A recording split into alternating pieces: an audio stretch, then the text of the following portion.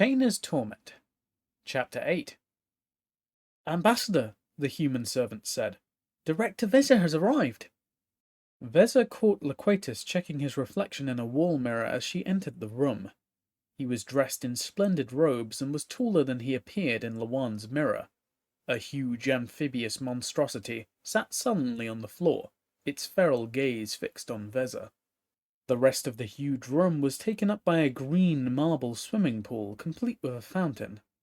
Ambassador Loquatus! Veza, he said brightly, long live the Empire! Loquatus came across the room and warmly kissed Veza's hand. Servants, he clapped, refreshments for our guest! The dull-eyed butler shambled out of the room. Thank you, Ambassador, she eyed the beast on the floor and said, May I ask?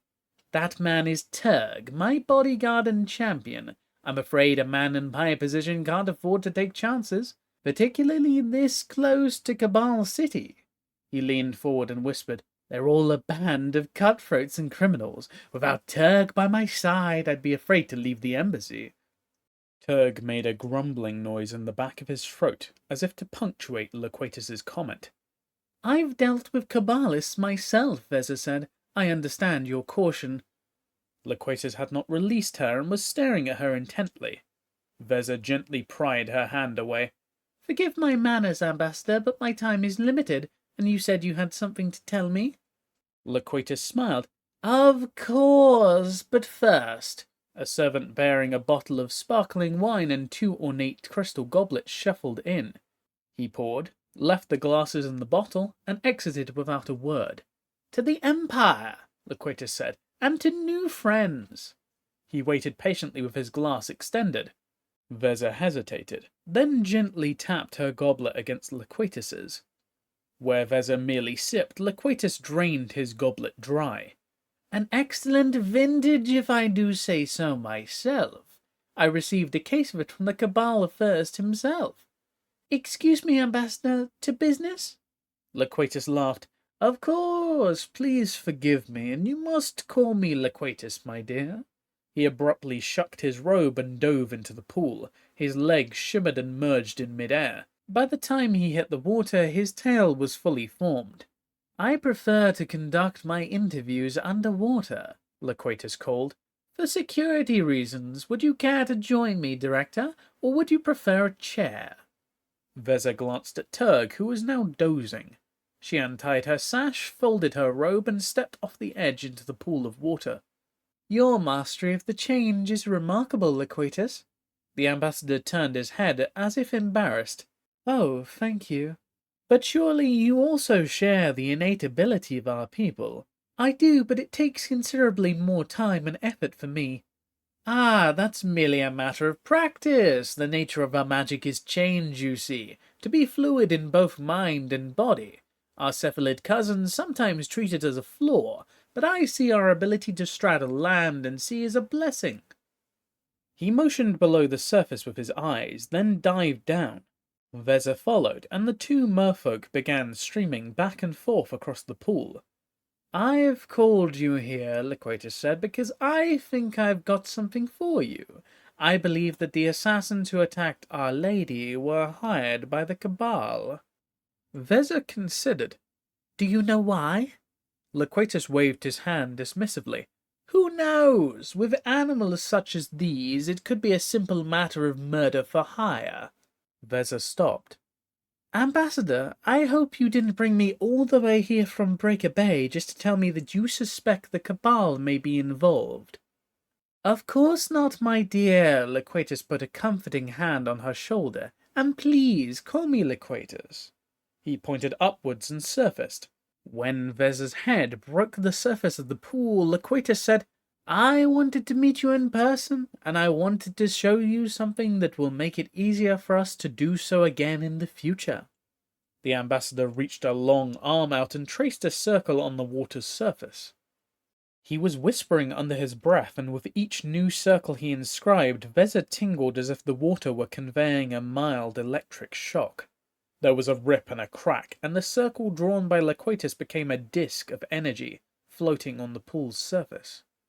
This, Loquatus said, is a transport portal. With it you can travel from the surface of one body of water to the surface of another. It is one of the great imperial secrets, and in the name of the Empire, I share it with you. Across the room, a similar disk of energy appeared in Loquatus's fountain. With a playful grin, he rose up and dove into the disk beside him, instantly coming out of the disk in the fountain. Veza noticed that he had changed back into his legged form in mid-transfer in order to fit the fountain's pool. From now on, Loquatus called, if I need to tell you something, or if you need me, we can be together in a matter of seconds. Simply call me from your mirror and I will join you, or simply bring you here. I'm flattered, Ambassador Loquatus, but I don't see how this is a significant improvement over the mirror itself. Loquatus stepped back into the portal and re-emerged with his tail fully formed beside Veza once more. That's because you limit your thoughts to the task at hand. The Empire rewards those who go beyond the call of duty, who take risks. You should be more fluid, Veza. Expand to fill the space around you. It is your nature. Loquatus's penetrating eyes burrowed into hers. I want us to be friends as well as loyal subjects. I want you to visit me as often as you can. I think we have much to offer one another, even beyond our duty to the Empire. Of course, Veza blinked. Have any of the contacts in the Cabal told you who hired the assassins? Loquatus's gaze narrowed. No, but I will tell you as soon as they have. Thank you, Loquatus. Veza ducked under the glowing disk and swam to the edge of the marble. I must get back to my duties now. She took off her robe from poolside. Can your transport get me back to Breaker Bay? Certainly. In this case, that's what it's for. Loquatus waved his hands and the two discs disappeared. He quickly traced another one onto the surface of the pool and turned to Veza. The other portal should just be on the surface of Breaker Bay, just outside your cottage. Veza swam back to Loquatus and he stopped her with a raised hand. I hope, he said, that you don't feel this trip was for nothing. Not at all, but I am unused to reporting directly to the Empress and I do not wish to disappoint her.